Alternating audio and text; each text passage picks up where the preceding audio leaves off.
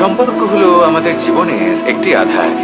কিছু সম্পর্ক এমন যে আমরা জন্মসূত্রে লাভ করি, যেমন পরিবার, মা, বাবা। কিছু সম্পর্ক আছে যে আমরা জীবনে অর্জন করে থাকি, তা সে প্রেমের হোক, স্নেহের হোক বা বন্ধুত্বের।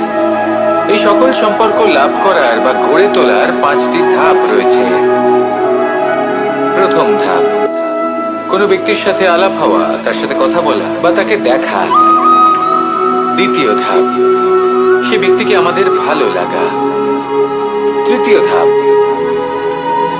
আমাদের এটা চাইতে শুরু করা যে জীবনে এই ব্যক্তি যেন আমাদের বন্ধু হন, আমাদের জীবনে থাকেন, বা আমাদের কাউকে ভালোবেসে ফেলা। আর এটা আমাদের ভাবা বা চাওয়া যে সেই ব্যক্তি যেন আজীবন আমার সাথে থাকেন, আমার জীবনে আমার সাথী হয়ে।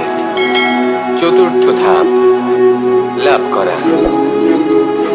এবার এই ধাপটি অনেক মানুষের পক্ষেই খুবই সরল হয়, বড়ই সরলভাবে নিজেদের সঙ্গীকে লাভ করে থাকে। কিছু মানুষের জন্য এই ধাপ অত্যন্ত কঠিন হয়ে থাকে। অনেক প্রতিকূল পরিস্থিতির উপর জয়লাভ করে তারা সঙ্গীকে লাভ করেন, কিন্তু লাভ অবশ্যই করেন। এরপরে আসে পঞ্চম, অন্তিম এবং সব থেকে গুরুত্বপূর্ণ ধাপ। সেটা হলো সেই সম্পর্ক পালন করা। এটা হলো এমন এক বিষয় যা প্রত্যেক মানুষের শেখা উচিত। যদি ব্যক্তি নিজের জীবনে সম্পর্ক রক্ষা করতে শিখে যান, তবে প্রত্যেক সম্পর্ক তার জীবনকে স্বর্গ করে তুলবে। আসুন আর আমার সাথে ভালোবেসে বলুন, রাধা রাধা।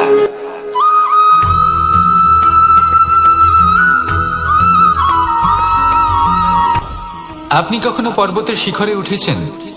আপনি দেখতে পাবেন পর্বতের পদতলে প্রচুর সুন্দর ফুল রয়েছে, সবুজ বনানী রয়েছে। যত আপনি উপরে উঠতে থাকবেন তত ফুল কমতে থাকবে, সবুজ বনানী কমতে থাকবে। আরো কিছুটা উপরে উঠলে কাঁটা জাতীয় গাছ দেখতে পাবেন, শুকনো গাছ দেখতে পাবেন। আরো যদি উপরে ওঠেন তাহলে পাষাণ দেখতে পাবেন। আরো উপরে উঠলে হিমখণ্ড দেখতে পাবেন। এই যে পর্বত, তা মনুষ্য জীবনের সব থেকে উত্তম উদাহরণ।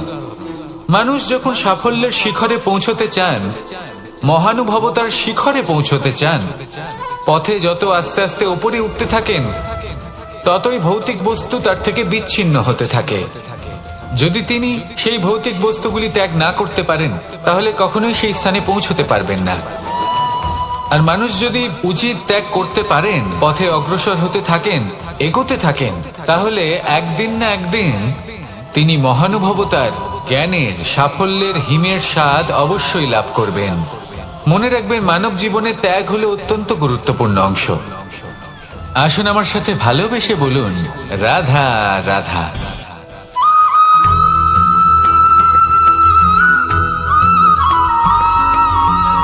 মানুষের মানসিকতা এমন হয় যে সে যতটা করে আশা করে যে তার থেকে অনেক বেশি তার বদলে সে পাবে। দেখুন, সবকিছুই আপনার ভাবনা চিন্তার উপর নির্ভর করছে। আপনি যদি ফলের বিষয়ে ভেবে কর্ম করতে থাকেন, তাহলে সেটা অনুচিত। জীবনের আসল আনন্দ হলো নিজের কর্ম করতে থাকা, ফলের চিন্তা করা উচিত নয়। যদি আপনি এরকম ভাবেন যে আমি এতটা করছি, আমার এতটা পাওয়া উচিত, সেই ভাবনা অনুচিত। যদি আপনি সেবার মানসিকতা নিয়ে কর্ম করতে থাকেন, কর্মচক্রে প্রবাহিত হন, যদি আপনি এমন ভাবনা রাখেন যে আমি এতটা পাচ্ছি, তাই এর থেকে অনেক বেশি আমি কর্ম করব, তাহলে নিশ্চিত রূপে আপনি যতটা করছেন তার থেকে অনেক বেশি আপনি পাবেন। আপনার আশার থেকে অনেক বেশি আপনি পাবেন। শুধু জীবনে অনেক বেশি কাজ করতে থাকুন, ফলের চিন্তা করবেন না। আর মনে রাখবেন, এই ভাবনাই সব থেকে বড় বীজ। কর্মের উপর বিশ্বাস রাখুন। জীবনে যা যা আপনি চান সবই সুখময় হবে। আসুন আর আমার সাথে ভালোবেসে বলুন, রাধা রাধা।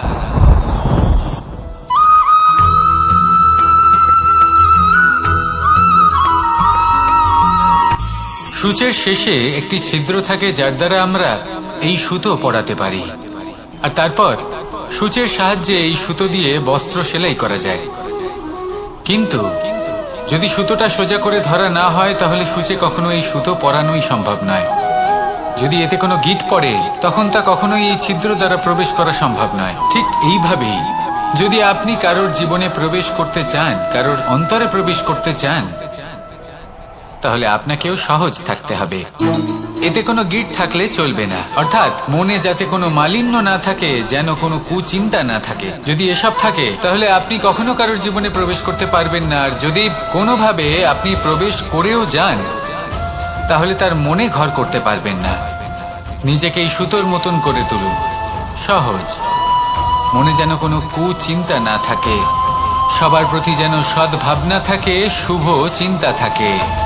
এমনটা করতে থাকুন। এমন একটা দিন আসবে যেদিন এই সমস্ত সংসারের ব্যক্তির মনে আপনি বাস করবেন, আর তখন এই মন প্রসন্ন হয়ে বলবে, রাধা রাধা।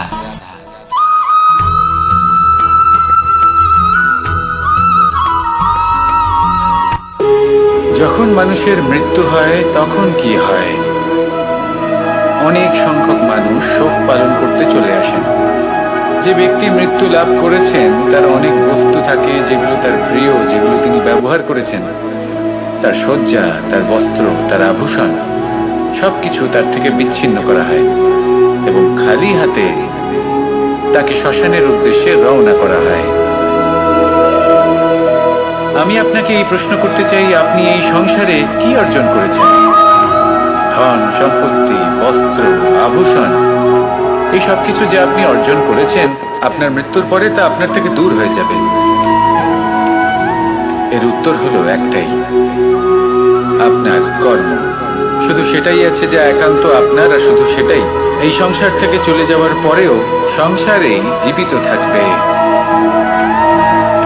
যদি আপনি দুষ্কর্ম করেন তাহলে এই সংসার আপনাকে একটি অনুচিত উদাহরণ হিসেবে মনে রাখবে যে এই ব্যক্তি খুব পাপী ছিল, অনুচিত কর্ম করতেন। যে পথে তিনি চলেছেন সেই পথে কারোর চলা উচিত নয়।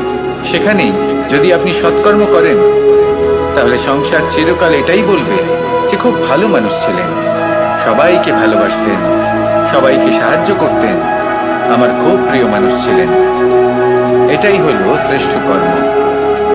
সেই জন্য জীবনে শুধুমাত্র ধন সম্পত্তি, আভূষণ এই সব অর্জন করতে গিয়ে নিজের মনোনিবেশ করবেন না। শ্রেষ্ঠ কর্ম করুন।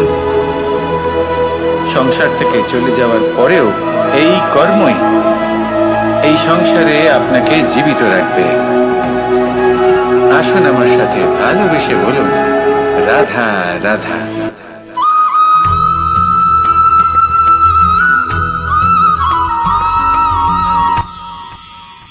মানুষ তার জীবনে দুই ধরনের পরিস্থিতিকে খুব ভয় পায়।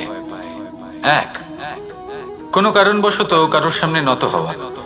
দুই, কোনো কারণে নিজের চরিত্র থেকে, নিজের মূল্যবোধ থেকে বিচ্যুত হওয়া। এবার কেন হয় এরকম যে কথায় কথায় কারোর সামনে নত হতে হয়? কেন বারংবার নিজের চরিত্র থেকে চ্যুত হতে হয়? এরকম কেন হয়? এটা তখনই হয় যখন আমাদের শিক্ষা এবং মূল্যবোধের অভাব থাকে। যদি মানুষের মধ্যে প্রকৃত শিক্ষা থাকে তাহলে এই সংসারে কোনো সময় এবং কারোর সামনেই নত হওয়ার কোনো প্রয়োজন নেই। যদি মানুষের মধ্যে মূল্যবোধ থাকে তাহলে তাকে নিজের মূল্যবোধ বা চরিত্র থেকে বিচ্যুত হতে হয় না, তা সে যাই হয়ে যাক না কেন। কোনো বালককে যদি জন্ম থেকেই সুশিক্ষার অধিকারী করা হয়, শিক্ষিত করা হয়, মূল্যবোধের অধিকারী করা হয়, তবে সে এই সংসারে এমন কর্ম করবে যাতে সে নিজেকে, নিজের পরিবারকে, সমগ্র সমাজকে গর্বিত করতে পারে। শিক্ষা লাভ করুন, মূল্যবোধ লাভ করুন এবং আমার সাথে ভালোবেসে বলুন, রাধা রাধা।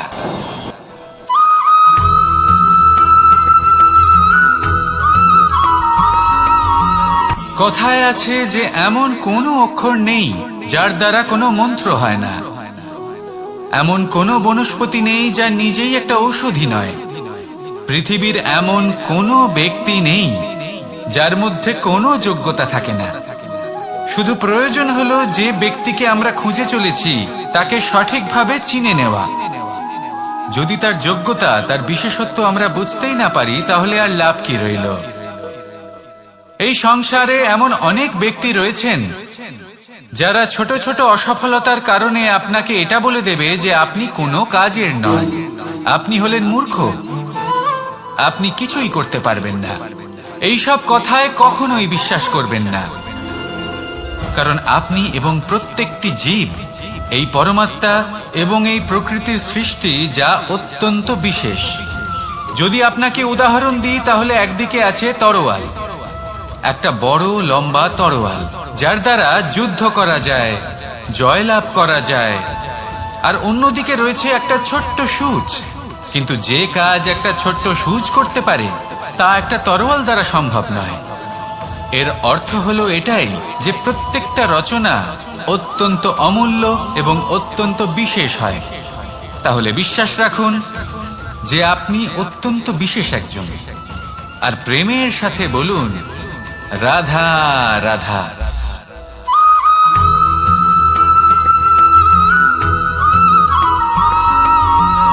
এই সংসারে কোনো বস্তু হোক বা ব্যক্তি হোক, তার একার গুরুত্ব কিন্তু খুব বেশি নয়। একটা উদাহরণ হিসেবে বৃষ্টির ফোঁটাকে ভেবে দেখুন। যদি একটি বৃষ্টির ফোঁটা হয় তাহলে তার খুব বেশি গুরুত্ব থাকে না, কিন্তু যখন সহস্র বৃষ্টির ফোঁটা মেঘের মধ্যে দিয়ে ঝরে পড়ে তখন সেটা বর্ষার রূপ ধারণ করে। সেই বর্ষা যা এই প্রকৃতিকে শান্ত করে। সেইভাবেই পাথরের ছোট টুকরো, তার খুব বেশি গুরুত্ব থাকে না, কিন্তু যখন অসংখ্য পাথরের টুকরো একত্রিত হয় তখন তা পর্বতের আকার ধারণ করে। সেইভাবেই কিছু মানুষ যখন একত্রিত হন তখন তৈরি হয় পরিবার, কিছু পরিবার যখন একত্রিত হয় তখন তৈরি হয় সমাজ, যখন অনেক সংখ্যক সমাজ একত্রিত হয় তখন তৈরি হয় রাজ্য। এবার এই রাজ্যের সব থেকে গুরুত্বপূর্ণ ব্যক্তি হতে পারেন রাজা, কিন্তু তাও সেই রাজা একা কিছু করতে পারেন না। যুদ্ধ লড়ার সময় তারও নিজের সৈন্যদলকে প্রয়োজন পড়ে। কিন্তু এই সংসারে এমন একজন ব্যক্তি আছেন যিনি একাই সব কাজ করতে থাকেন, এবং সেই ব্যক্তি হলেন মা। আমাদের জীবনে একজন পিতার ভূমিকা কিন্তু নিঃসন্দেহে অমূল্য, কিন্তু আমাদের সকলের জীবনে যে ভূমিকা একজন মায়ের তা অন্য কারোর থাকে না। একজন মা একাই সন্তানকে বড় করতে পারেন, সংস্কারী করে তুলতে পারেন, তার জন্য পরিশ্রম করেন। আর এত কিছু কাজ করার পরেও তার কাজের জন্য তিনি প্রশংসা অবশ্য পান না। উল্টে যদি সেই সন্তান অনুচিত পথে চালিত হয়, অনুচিত কর্ম করে, তখন সেই মাকেই অপবাদের পাত্র হয়ে উঠতে হয়। আমাদের জীবনে মায়ের যোগদান কতটা সেটা বুঝুন। আপনাকে বড় করে তোলার জন্য উনি কতটা পরিশ্রম করেছেন সেটা বুঝুন।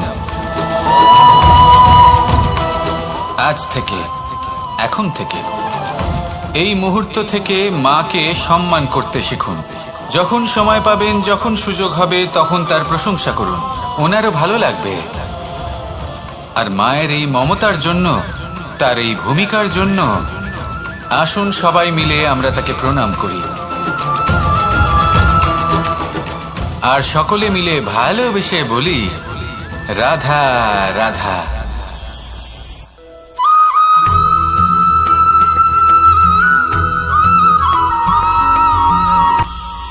এটা হলো ধান গাছ। এর থেকে যে চাল উৎপন্ন হয় তা মানুষ গ্রহণ করেন। আর এটা কি? এ হলো জংলি ঘাস। একবার ভেবে দেখুন, যদি এই জংলি ঘাস ধান গাছের আশেপাশে থাকে তাহলে কি হবে? ধান উৎপন্ন হতে পারবে? তা উৎকৃষ্ট হতে পারবে? আমরা কি তা গ্রহণ করতে পারবো? কখনোই নয়। এই জংলি ঘাস ধানকে নষ্ট করে দেবে, কিন্তু নিজে জীবিত থাকবে। এটাই হলো আজকের শিক্ষা। এই সংসারে যদি আপনি নীতির পথে চলতে চান, উচিত কর্ম করতে চান, সংসারকে সেবা করতে চান, তাহলে জংলি ঘাসের মতো ব্যক্তিদের থেকে সবসময় দূরে থাকতে হবে। সেই ব্যক্তি যারা দুর্নীতি এবং মিথ্যা দ্বারা পরিপূর্ণ, যাদের ব্যবহার অশুভ, যাদের অনেক অশুভ গুণ রয়েছে, তারা সঠিক নয়। সেই সকল ব্যক্তি যাদের চরিত্র অত্যন্ত দুষ্ট হয়, তারা হয় শুভ চরিত্রের ব্যক্তিকে একদম নষ্ট করে দেয়, নয় নিজের মতো বানিয়ে তোলে। তাই যদি আপনি নীতির পথে চলতে চান, এই সংসারের জন্য শুভ কর্ম করতে চান, তাহলে সেই সঙ্গ লাভ করুন যে সঙ্গ জ্ঞানে পরিপূর্ণ, যাদের মধ্যে অনেক গুণ আছে, যাদের থেকে প্রতিদিন কিছু শিখতে পারবেন। এমন ব্যক্তির সাথে জীবন অতিবাহিত করুন, দুরাচারীদের থেকে দূরে থাকুন। তবেই এই মন প্রসন্ন হয়ে বলবে, রাধা রাধা।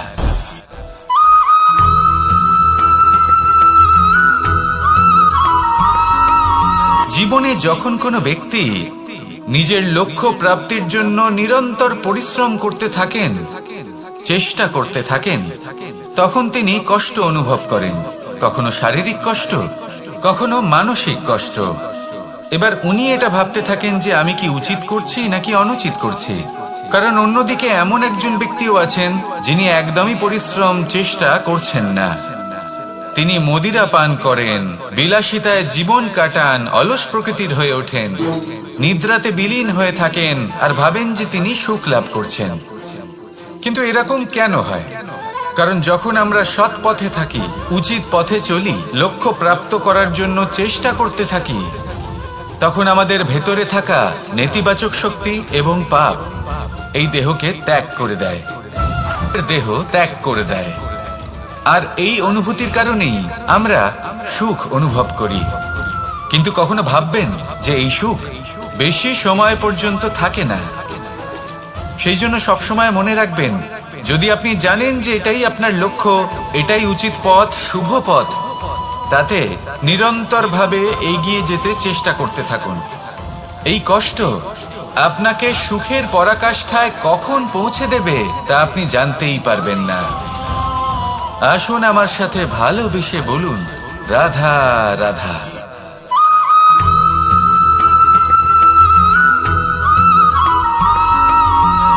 মানুষের মানসিকতা এমন হয় যে সে যতটা করে আশা করে যে তার থেকে অনেক বেশি তার বদলে সে পাবে। দেখুন, সবকিছুই আপনার ভাবনা চিন্তার উপর নির্ভর করছে। আপনি যদি ফলের বিষয়ে ভেবে কর্ম করতে থাকেন তাহলে সেটা অনুচিত। জীবনের আসল আনন্দ হলো নিজের কর্ম করতে থাকা, ফলের চিন্তা করা উচিত নয়। যদি আপনি এরকম ভাবেন যে আমি এতটা করছি, আমার এতটা পাওয়া উচিত, সেই ভাবনা অনুচিত। যদি আপনি সেবার মানসিকতা নিয়ে কর্ম করতে থাকেন, কর্মচক্রে প্রবাহিত হন, যদি আপনি এমন ভাবনা রাখেন যে আমি এতটা পাচ্ছি তাই এর থেকে অনেক বেশি আমি কর্ম করব, তাহলে নিশ্চিত রূপে আপনি যতটা করছেন তার থেকে অনেক বেশি আপনি পাবেন, আপনার আশার থেকে অনেক বেশি আপনি পাবেন। শুধু জীবনে অনেক বেশি কাজ করতে থাকুন, ফলের চিন্তা করবেন না। আর মনে রাখবেন, এই ভাবনাই সব থেকে বড় বীজ। কর্মের উপর বিশ্বাস রাখুন, জীবনে যা যা আপনি চান সবই সুখময় হবে। আসুন আর আমার সাথে ভালোবেসে বলুন, রাধা রাধা।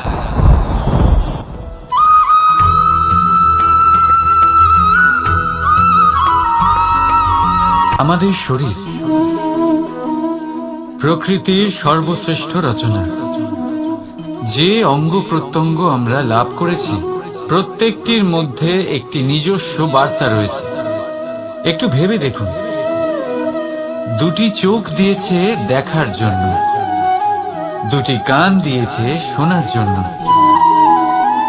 নাসিকাও আছে দুটি, দুটি হাত দিয়েছে দ্বিগুণ পরিশ্রম করার জন্য। কিন্তু জীব শুধুমাত্র একটি, তার উপরেও তীক্ষ্ণ বলিষ্ঠ দাঁত দিয়েছে তার রক্ষার জন্য। কখনো ভেবে দেখেছেন কেন?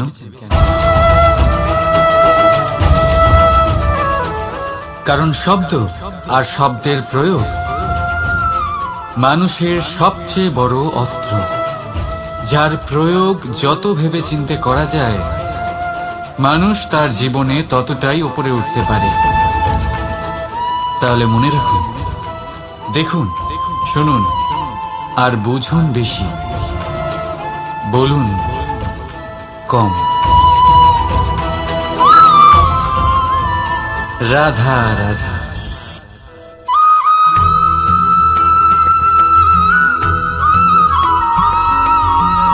এই সংসারে কোনো বস্তু হোক বা ব্যক্তি হোক, তার একার গুরুত্ব কিন্তু খুব বেশি নয়।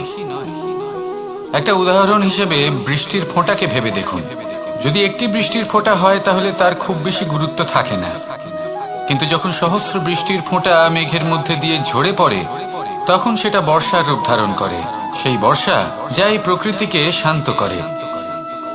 সেইভাবেই পাথরের ছোট টুকরো, তার খুব বেশি গুরুত্ব থাকে না, কিন্তু যখন অসংখ্য পাথরের টুকরো একত্রিত হয় তখন তা পর্বতের আকার ধারণ করে। সেইভাবেই কিছু মানুষ যখন একত্রিত হন তখন তৈরি হয় পরিবার, কিছু পরিবার যখন একত্রিত হয় তখন তৈরি হয় সমাজ, যখন অনেক সংখ্যক সমাজ একত্রিত হয় তখন তৈরি হয় রাজ্য। এবার এই রাজ্যের সব থেকে গুরুত্বপূর্ণ ব্যক্তি হতে পারেন রাজা, কিন্তু তাও সেই রাজা একা কিছু করতে পারেন না। যুদ্ধ লড়ার সময় তারও নিজের সৈন্যদলকে প্রয়োজন পড়ে। কিন্তু এই সংসারে এমন একজন ব্যক্তি আছেন যিনি একাই সব কাজ করতে থাকেন, এবং সেই ব্যক্তি হলেন মা। আমাদের জীবনে একজন পিতার ভূমিকা কিন্তু নিঃসন্দেহে অমূল্য, কিন্তু আমাদের সকলের জীবনে যে ভূমিকা একজন মায়ের তা অন্য কারোর থাকে না। একজন মা একাই সন্তানকে বড় করতে পারেন, সংস্কারী করে তুলতে পারেন, তার জন্য পরিশ্রম করেন। আর এত কিছু কাজ করার পরেও তার কাজের জন্য তিনি প্রশংসা অবশ্য পান না। উল্টে যদি সেই সন্তান অনুচিত পথে চালিত হয়, অনুচিত কর্ম করে, তখন সেই মাকেই অপবাদের পাত্র হয়ে উঠতে হয়। আমাদের জীবনে মায়ের যোগদান কতটা সেটা বুঝুন। আপনাকে বড় করে তোলার জন্য উনি কতটা পরিশ্রম করেছেন সেটা বুঝুন। আজ থেকে, এখন থেকে, এই মুহূর্ত থেকে মাকে সম্মান করতে শিখুন।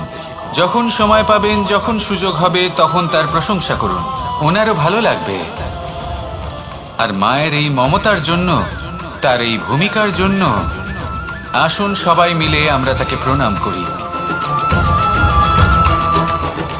আর সকলে মিলে ভালোবেসে বলি, রাধা রাধা।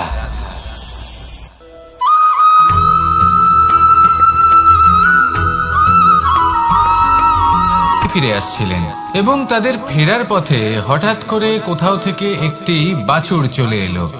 এই দুই বোন ভয়ভীত হয়ে গেলেন, আর তাদের হাত থেকে সেই আটা পড়ে গেল, মাটিতে মিশে গেল। এবার এই পুরো ঘটনাক্রমে যদি কারোর বিন্দুমাত্র লাভ হয়ে থাকে, বিন্দুমাত্র আনন্দ পেয়ে থাকে, তাহলে সে কে? সেই ছোট বোন, যিনি মাঝে মাঝেই গমের দানা তুলছিলেন এবং খাচ্ছিলেন। কিছুটা হলেও উনি আনন্দ লাভ করেছিলেন। এবার এরকমই হলো আমাদের জীবনে ভক্তি এবং ভালোবাসা সংক্রান্ত বিষয়। মানুষ নিজের জীবনের দৈনিক কাজে এতটাই ব্যস্ত হয়ে পড়েন, প্রত্যেকদিন শুধু কাজ কাজ কাজ কাজ করতে থাকেন, আর তাতে ভক্তি এবং ভালোবাসার জন্য সময় বার করতেই পারেন না। দেখুন, জীবনে ভক্তি আর প্রেমের এই যে ছোট ছোট মুহূর্ত আছে, এগুলো যদি আপনি যাপন করতে পারেন তাহলে তাতেই আপনি তৃপ্তি লাভ করবেন। বাকি সবই আপনার ব্যর্থ বলেই মনে হবে। জীবনে যখনই আপনি কোনো কাজ করবেন, ঈশ্বরের প্রতি সমর্পিত হয়ে সেই কাজ করুন। আর যখনই সময় পাবেন, তাহলে সেই সময় নিজের আপনজনদের দিন। যাদের আপনি ভালোবাসেন তাদের প্রতি যত্নবান হন, তাদের শুভাকাঙ্ক্ষী হন। এই প্রেম আর ভক্তির ছোট ছোট মুহূর্তগুলো আপনার জীবনকে চরিতার্থ করে তুলবে। আসুন আমার সাথে ভালোবেসে বলুন, রাধা রাধা।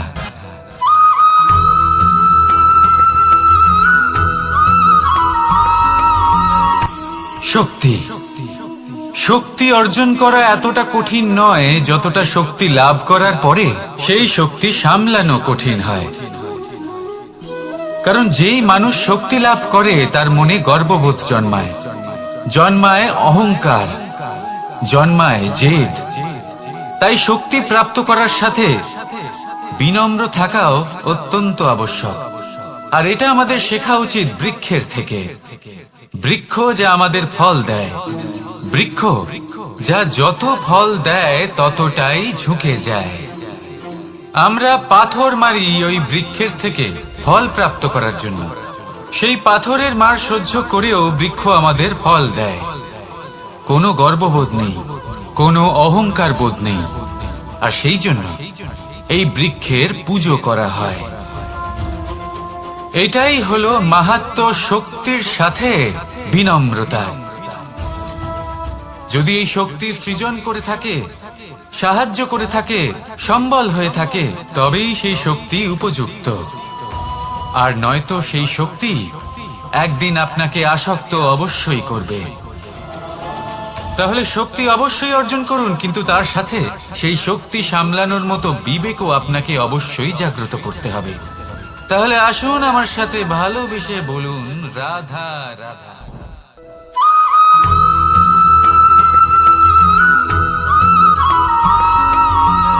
যখন আমরা কোনো বনে প্রবেশ করি, তখন এই সবুজ ঘাস দেখে, এই কোমল ঘাস দেখে আমাদের মন প্রফুল্ল হয়ে ওঠে। ভিন্ন ভিন্ন প্রজাতির ফুল, ভিন্ন ভিন্ন রঙের ফুল দেখে এই মন আনন্দে ভরে ওঠে। এখানে শিশুরা আনন্দ লাভ করে, বড়রা ভোজন গ্রহণ করেন, কথাবার্তা বলেন, হাঁটাহাঁটি করে বেড়ান। এবার ভেবে দেখুন, যখন এই উপবনের নির্মাণ হয়েছিল সেই সময় যদি এই মাটিকে সঠিকভাবে খনন না করা হতো, যদি তাতে সঠিকভাবে বীজ রোপণ না করা হতো, যদি কোনো সংঘর্ষ না হতো, পরিশ্রম না করা হতো, যদি চলতে চলতে পায়ে কাঁটা না বিঁধে যেত, তাহলে এই সুন্দর বন দেখে আমরা কি এই আনন্দ লাভ করতে পারতাম? কখনোই নয়। ধরুন কোনো নদীর তটে সুন্দর একটি বন আছে, সেই বনের আনন্দ লাভ করতে গেলে আপনাকে সেই নদী পার করতেই হবে। যদি সুখের নদীর কাছে পৌঁছতে চান, তাহলে তটে যে কাঁটা রয়েছে সেগুলোর সাথে সংঘর্ষ করতেই হবে। এই সংসারে যদি আপনি সুখ লাভ করতে চান, তাহলে সুখ লাভের এই যাত্রা শুরু করতে হবে সংঘর্ষ দ্বারা। তাহলে সংঘর্ষকে স্বাগত জানান, এর পেছনেই সুখ রয়েছে যা আপনার জন্য অপেক্ষা করছে। এবার হাসুন আর আমার সাথে ভালোবেসে বলুন, রাধা।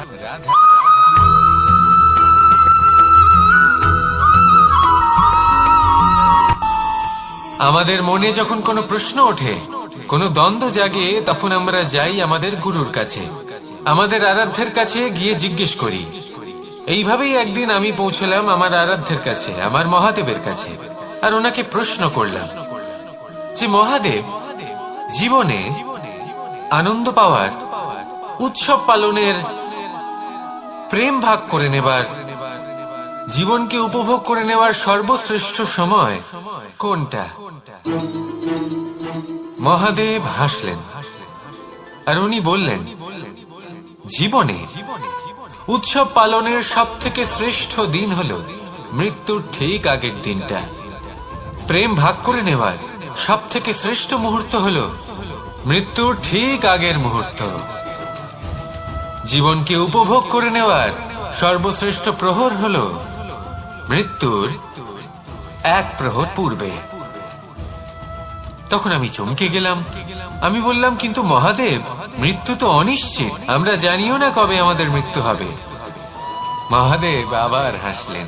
উনি বললেন যে যদি আমরা এভাবে জীবন কাটাই যে আমরা জীবনের প্রত্যেক দিন, প্রত্যেক মুহূর্ত, প্রত্যেক প্রহর শেষ বলে মনে করি, তাহলে আমাদের সমস্ত জীবন আনন্দের সাথেই অতিবাহিত হবে। কি বলেন?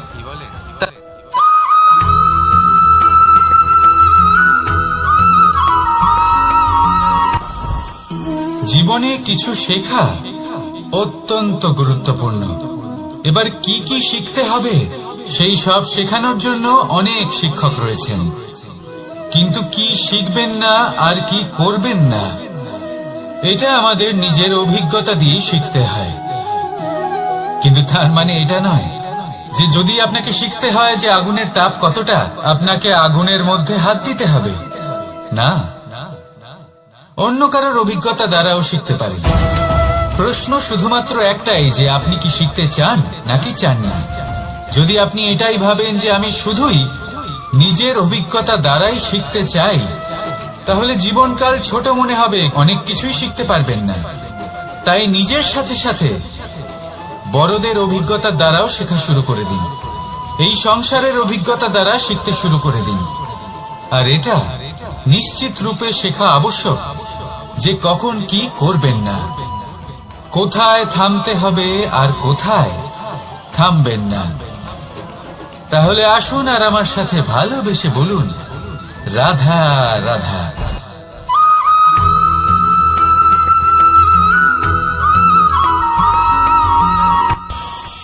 এই সংসারে আমরা প্রকাশ কোথা থেকে পাই? এর উত্তর বড়ই সরল। ভোরে যখন সূর্যোদয় হয় তখন প্রকাশের কিরণ আমাদের ঘরে এসে পৌঁছয়। এইভাবেই আমরা প্রকাশ লাভ করি। এবার এই প্রকাশের আলোতেই আমরা সারাদিনের কাজ সম্পন্ন করি।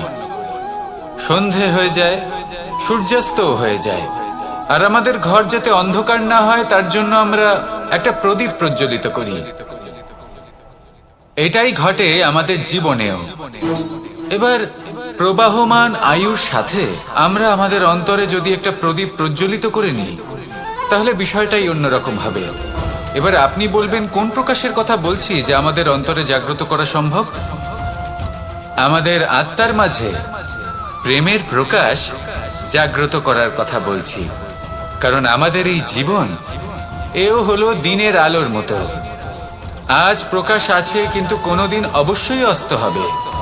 কিন্তু অস্ত হবার আগে যদি আমরা আমাদের আত্মার মাঝে প্রেমের এই প্রকাশ উজ্জ্বলিত করে নিই তাহলে আমাদের সন্ধ্যাকালও আমরা আনন্দে এবং প্রেমে যাপন করব।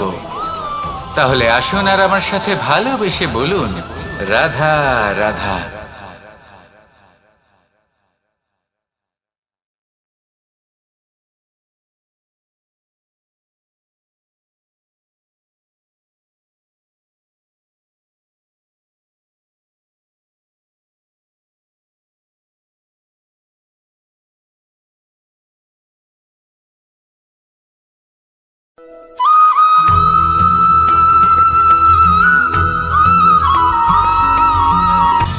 সময়, জীবন, কাল।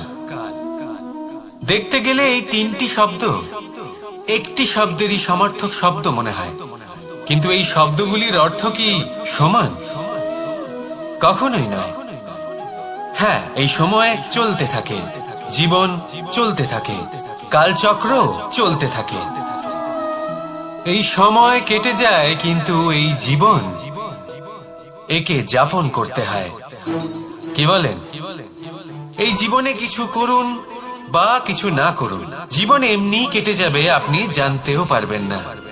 কিন্তু সেটা আমাদের উদ্দেশ্য নয়, একে যাপন করতে হবে।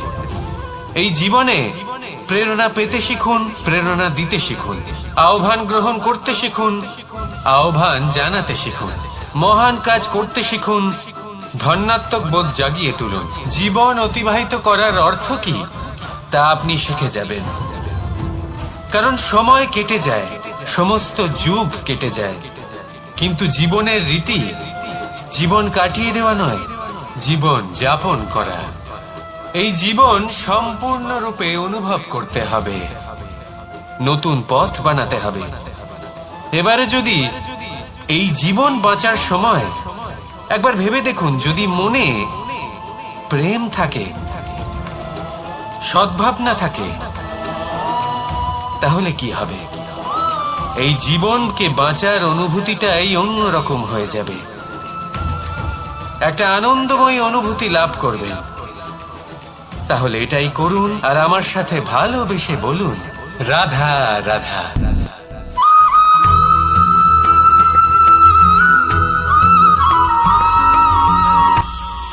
এটা হলো ধান গাছ।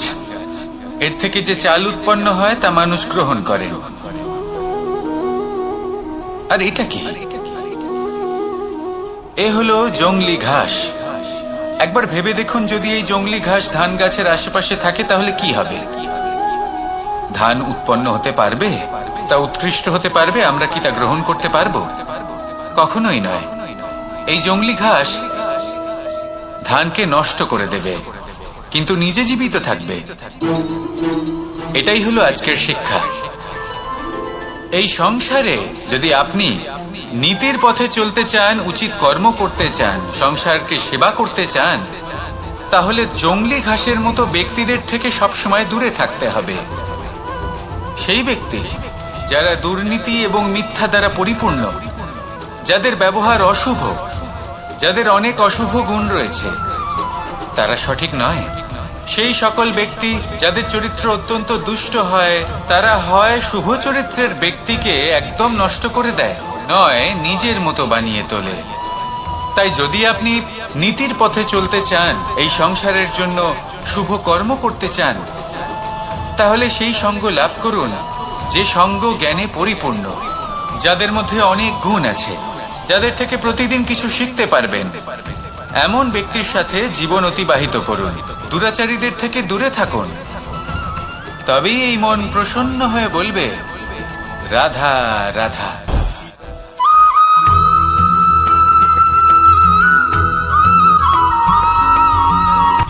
সূচের শেষে একটি ছিদ্র থাকে, যার দ্বারা আমরা এই সুতো পরাতে পারি, আর তারপর সূচের সাহায্যে এই সুতো দিয়ে বস্ত্র সেলাই করা যায়। কিন্তু যদি সুতোটা সোজা করে ধরা না হয়, তাহলে সূচে কখনো এই সুতো পরানোই সম্ভব নয়। যদি এতে কোনো গিঁট পড়ে, তখন তা কখনোই এই ছিদ্র দ্বারা প্রবেশ করা সম্ভব নয়। ঠিক এইভাবেই যদি আপনি কারোর জীবনে প্রবেশ করতে চান, কারোর অন্তরে প্রবেশ করতে চান, তাহলে আপনাকেও সহজ থাকতে হবে। এতে কোনো গিঁট থাকলে চলবে না, অর্থাৎ মনে যাতে কোনো মালিন্য না থাকে, যেন কোনো কুচিন্তা না থাকে। যদি এসব থাকে, তাহলে আপনি কখনো কারোর জীবনে প্রবেশ করতে পারবেন না। আর যদি কোনোভাবে আপনি প্রবেশ করেও যান, তাহলে তার মনে ঘর করতে পারবেন না। নিজেকে এই সুতোর মতন করে তুলুন, সহজ। মনে যেন কোনো কুচিন্তা না থাকে, সবার প্রতি যেন সদ্ভাবনা থাকে, শুভ চিন্তা থাকে। এমনটা করতে থাকুন। এমন একটা দিন আসবে যেদিন এই সমস্ত সংসারের ব্যক্তির মনে আপনি বাস করবেন, আর তখন এই মন প্রসন্ন হয়ে বলবে, রাধা রাধা।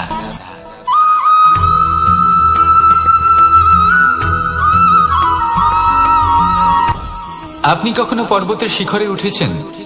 আপনি দেখতে পাবেন পর্বতের পদতলে প্রচুর সুন্দর ফুল রয়েছে, সবুজ বনানী রয়েছে। যত আপনি ওপরে উঠতে থাকবেন, তত ফুল কমতে থাকবে, সবুজ বনানী কমতে থাকবে। আরো কিছুটা ওপরে উঠলে কাঁটা জাতীয় গাছ দেখতে পাবেন, শুকনো গাছ দেখতে পাবেন। আরো যদি ওপরে ওঠেন, তাহলে পাষাণ দেখতে পাবেন। আরো ওপরে উঠলে হিমখণ্ড দেখতে পাবেন। এই যে পর্বত, তা মনুষ্য জীবনের সব থেকে উত্তম উদাহরণ। মানুষ যখন সাফল্যের শিখরে পৌঁছতে চান, মহানুভবতার শিখরে পৌঁছতে চান, পথে যত আস্তে আস্তে উপরে উঠতে থাকেন, ততই ভৌতিক বস্তু তার থেকে বিচ্ছিন্ন হতে থাকে। যদি তিনি সেই ভৌতিক বস্তুগুলি ত্যাগ না করতে পারেন, তাহলে কখনোই সেই স্থানে পৌঁছতে পারবেন না। আর মানুষ যদি উচিত ত্যাগ করতে পারেন, পথে অগ্রসর হতে থাকেন, এগোতে থাকেন, তাহলে একদিন না একদিন তিনি মহানুভবতার, জ্ঞানের, সাফল্যের হিমের স্বাদ অবশ্যই লাভ করবেন। মনে রাখবেন, মানব জীবনে ত্যাগ হলো অত্যন্ত গুরুত্বপূর্ণ অংশ। আসুন আমার সাথে ভালোবেসে বলুন, রাধা রাধা।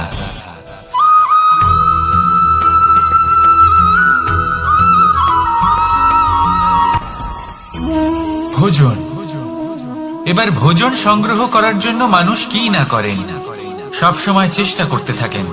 ফসল উৎপাদনের জন্য অনেক পরিশ্রম করতে থাকেন, কিন্তু অনেক সময় অনেক পরিশ্রম করার পরেও ফসল ভালো উৎপাদন হয় না।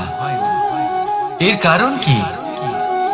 কারণ হলো এটাই যে আপনি পরিশ্রম হয়তো অনেক করেছেন, কিন্তু আপনার নজর তো সেই বীজের দিকে ছিলই না যা আপনি রোপণ করেছেন। সেই জন্য সব সময় কোনো বীজ রোপণ করার আগে তাকে পরখ করে দেখুন, তা অত্যন্ত আবশ্যক। আর সেইভাবেই যখনই কোনো কর্মের প্রশ্ন আসে, তাহলে সেখানে শুধুমাত্র পরিশ্রম যথেষ্ট নয়। সেই কাজের প্রতি আপনার কর্তব্য কি, আপনার উদ্দেশ্য কি, সেটা জানা হলো অত্যন্ত গুরুত্বপূর্ণ। তাই কর্ম করুন, কিন্তু সেই কর্মের প্রতি আপনার যা উদ্দেশ্য, তার মাহাত্ম্য বুঝতে চেষ্টা করুন। তাহলে আসুন আমার সাথে ভালোবেসে বলুন, রাধা রাধা।